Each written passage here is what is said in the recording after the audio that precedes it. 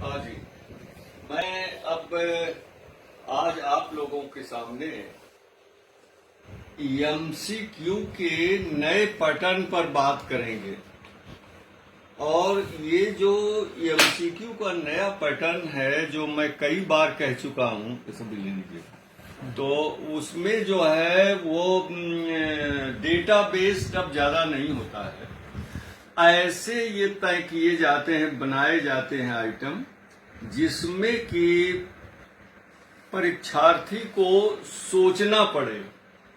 और एक चीज और याद रखिए आप, कि अब चूंकि यूनिवर्सिटीज के और कॉलेजेस के जो एंट्रेंस टेस्ट होंगे एडमिशन के नए एजुकेशन पॉलिसी के तहत, वो भी ऑल इंडिया लेवल पे होंगे, वो भी सब एमसीक्यू होगा और उसे कोई प्राइवेट एजेंसी से सरकार कराएगी। तो आप इस बात पर ध्यान रखिएगा। ये मैं उनके लिए भी कहता हूं, गुरुजनों के लिए, जो आइटम बनाते हैं जाके आयोग वगैरह में, कि आप आइटम कैसा बनाएं जिसमें परीक्षार्थी को कम से कम 1 मिनट 2 मिनट सोचना पड़े उसके उत्तर के लिए। इसलिए एक अच्छा स्टैंडर्ड क्वालिटी का एक आइटम बनाने में मेरा इस समय 1 घंटा से ऊपर का समय लग रहा है। अब देखिए, इसका हम उदाहरण देते हैं कि जो अभी मैंने आज एक पोस्ट किया है पैडी कल्टीवेशन, धान की कृषि पर, उसमें मैंने असर्शन दिया कि the paddy cultivation has cross the barrier of requirement of clay soil. यानी धान की खेती के लिए अब जो है वो क्ले मिट्टी की बाध्यता नहीं है। और रीजन दिया मैंने कि the physical properties of the soil have changed, यानी मिट्टियों का जो भौतिक बनावट गुण है उसमें परिवर्तन हो गया है। अब इसमें देखिए, select the correct answer from the code given below. Both A and R are correct and R is the correct explanation of A. No, ये सही नहीं है। Both A and R are true, but R is not the correct explanation of A. ये सही है। अब इसमें देखें कितने लोगों ने इस पे उत्तर दिया है। कोई ए दिया है, कोई सी दिया है, कोई डी दिया है। बी ये करेक्ट आंसर है, जिसको कुछ कम लोगों ने इसको उत्तर दिया है। क्यों? मैं इसका एक्सप्लेनेशन बता रहा हूं कि फिजिकल प्रॉपर्टीज में परिवर्तन तो हुआ है, क्योंकि रासायनिक खादों का प्रयोग हो रहा है, पेस्टिसाइड, हर्बिसाइड इत्यादि का प्रयोग हो रहा है। लेकिन धान की खेती जो जोधपुर और जैसलमेर से लेकर के, बीकानेर से लेकर के और तमाम जगहों पर अब जब होने लगी है, तो इसका प्रमुख कारण तो यह है कि सिंचाई की सुविधाओं में वृद्धि हुई है। तो जब कैनाल इरिगेशन हो गया, ट्यूबवेल इरिगेशन आ गया, प्राइवेट ट्यूबवेल्स और पंप सेट लोगों के हो गए, जिससे अब जो है धान की खेती सैंडी लोम सॉइल में भी होने लगी। और पहले धान की खेती रेनफेड थी, वर्षा पर आधारित थी, इसलिए क्ले सॉइल की बाध्यता थी, क्योंकि क्ले सॉइल की एक प्रॉपर्टी होती है कि उसका जल बहुत मंद गति से रिस के नीचे जाता है।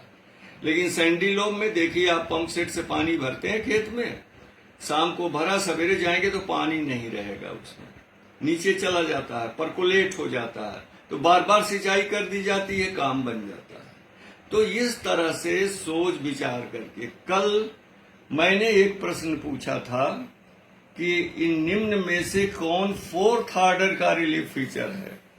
अब अभी तक तो आप भी पढ़े हैं, हम भी पढ़ते रहे हैं कि रिलीफ फीचर्स जो है 3 ऑर्डर के होते हैं। First order continent ocean basin, second order जो इंडोजेनेटिक फोर्सेज जो जनरेट होते हैं वो होते हैं, जैसे माउंटेन्स है, प्लेन्स, प्लेटोज हैं, फॉल्ट हैं, होर्स्ट है इत्यादि। और वायुमंडल से उत्पन्न वाले प्रक्रमों द्वारा, प्रोसेस द्वारा, जैसे नदी है, हिमनद है, वायु है इत्यादि, जिनके द्वारा तृतीय श्रेणी पर जो स्थल रूप बनते हैं वो 3rd ऑर्डर के होते हैं। और 3rd ऑर्डर पर जो लैंडफॉर्म बनते हैं, न इरोजन के द्वारा बनते हैं न डिपोजिशन के, वो 4th ऑर्डर के होते हैं। ये मेरा कंसेप्ट है, मैंने 4th ऑर्डर क्रिएट किया है। कल मैंने उसमें पूछा था, रैंड क्लुफ्ट, जिसको रिमाय भी कहते हैं, एक क्रैक्स होता है, क्रिवासेस होता है, सर्क में जो हिम होती है उसकी ऊपरी सतह में जब दरार पड़ती है उसको क्रिवासेस कहते हैं। जब सर्क की रॉकी दीवार और आइस के बीच में गैप होकर के दरार बनती है उसको रैंड क्लुफ्ट कहते हैं। लेकिन जब आगे चलकर केवल हिम के ऊपरी परत में जब दरार पड़ती है उसको बर्गसुंड कहते हैं। तो ये जो है ऐसा नहीं, ये डायनेमिक सब्जेक्ट है, इसमें बदलाव होता रहता है। और जब मैं कोई इस तरह का फोटो वगैरह डाल देता हूं तो आप लोग बहुत जोरों में उस पर जो है कमेंट भी देते हैं, लाइक भी करते हैं। लेकिन जब एकेडमिक पोस्ट करता हूं तब उसमें बहुत कम लोग आते हैं। और देखिए मैं ये काम कर रहा हूं, ये देखिए, ये देख रहे हैं आप, ये देखिए, ये मैंने जो है ये कौन सा नंबर पड़ा है, ये देखिए 87। तो 87 बिग बैंग थियरी पर मैं पहुंचा हूं। तो ये मैंने इतना 87 अभी आज तक बना लिया है, पिछले सोमवार को शुरू किया था। अच्छा, जब मैं काम करता रहता हूं तो इस तरह की भी एक आध तस्वीर जो है मतलब आई है, मैं जल्दी भी जैसे ऐसे कर देता हूं तो ये इसको बड़ा लाइक करते हैं लोग, अरे थोड़ा एकेडमिक भी करिए। और देखिए बीच बीच में हमको जब जरूरत पड़ती है कुछ तो मैं अपना ये स्नैक्स देखिए, चूड़ा भुना हुआ, ये देखिए रोस्टेड पिस्ता है, इसको थोड़ा खा लेते हैं। और ये इसमें देखिए रोस्टेड जो है मूंगफली दाना है। और ये देखिए ये मेरा जो है यहीं पर इसी में चाय रखी रहती है, ये कप है खाली, इसमें थोड़ी सी चाय उड़ेली और पी लिया कभी। और ये मखाना है। और ये वीडियो रिकॉर्ड आज कर रहे हैं विजय जायसवाल जी, प्रवालिका पब्लिकेशन, 9935886449। ये बार बार आपको कहता रहता हूं। तो अब पूछ रहे हैं हम आपसे कि कितने मिनट हुए? 7 मिनट 39 सेकंड। 7 मिनट 39 सेकेंड हुआ। अभी 9-10 मिनट तक का वीडियो अपलोड हो सकता है इस पे। तो मैं यही आपसे फिर दोबारा आपसे प्रार्थना करता हूं, निवेदन करता हूं कि अगर आपको प्रतियोगी परीक्षाओं में सफलता प्राप्त करनी है तो शॉर्टकट रास्ता मत अपनाइए। जैसा हमारे इससे सहमत भी हैं ऋषि राठौर जी हैं, श्री नेत्र जी हैं, क्योंकि मैंने देखा है लोग जो है गाइड मांगते हैं, सीरीज मांगते हैं। गाइड सीरीज पढ़ करके तो आप हो सकता है डिग्री पा जाएं, लेकिन किसी प्रतियोगी परीक्षाओं में आप सफलता नहीं पा सकते। इसलिए टेक्स्ट पढ़िए, ओरिजिनल टेक्स्ट पढ़िए, तभी ये एमसीक्यू के उत्तर आप दे पाएंगे, सीरीज वगैरह से नहीं। फिर आप जो है शिकायत करते हैं कि सरकार जो है नौकरी नहीं दे रही है, नौकरी नहीं क्रिएट कर रही है। अरे जो नौकरी है उसको भी तो नहीं पाने लायक है।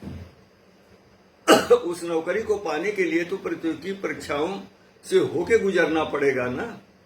लेकिन मेरे कहने का कोई असर नहीं है। भाई ठीक है, ना रहे, मैं तो कर्म में विश्वास करता हूं, कर्म कर रहा हूं। और मैंने पहले भी कहा कि मैं समर्पण कर दिया है अपना, किसके लिए? विद्यार्थियों के लिए, समाज के लिए।